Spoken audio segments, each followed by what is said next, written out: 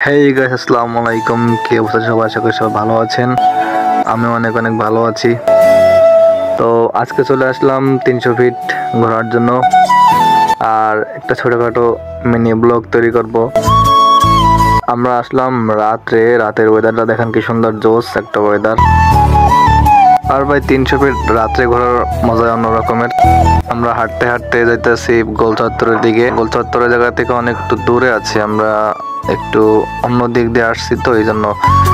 তো দেখতে থাকেন আর ফলো করে দিয়েন, আর কিছু বলার নাই। আর ইউটিউবে দেখলে ইউটিউবে একটু সাবস্ক্রাইব করে দিয়েন যদি ভালো লাগে তাহলে। তো চলো সবাই। আমার ভাই গোল চত্বরের চাইতে এই জায়গা আমার ভালো লাগতেছে অনেক। এই জায়গা লোকজন অনেক কম, তো তাই ভাল লাগতেছে।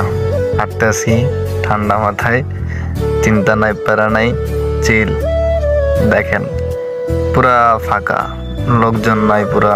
রাতের ভিউটা কিন্তু জোস একটা ভিউ, জোস সেই লাগতেছে আমার কাছে। আর আপনাদের কাছে কেমন লাগতেছে সবাই কমেন্টে জানাবেন।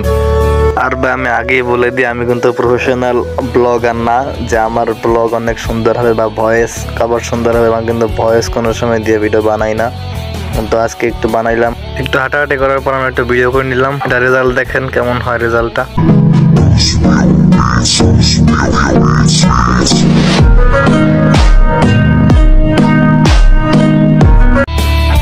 তো বন্ধুরা, এই তো চলে আসলাম আমরা গোল চত্বরে। আসতে বসলাম। এই যে ভিউটা দেখেন কি জোস একটা ভিউ।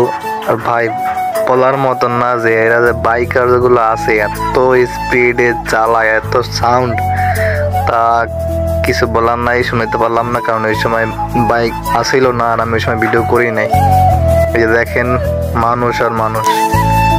এই যে দেখেন ঘোড়া আসলো, ঘোড়ার গাড়ি দেখলাম, ভালোই লাগতেছে দেখতে ঘোড়ার গাড়িগুলা। এই যে আরেকজন আবার সরেন আপনি সরেন।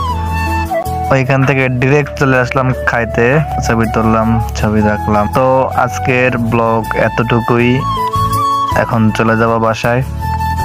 আর ভাই ভিডিও যার কাছে যেমন লাগুক, আমার কাছে ভালো লাগছে, এটাই অনেক কিছু। আর সবাই এই পেজটিকে একটু ফলো করে দিবেন, নতুন পেজ তো।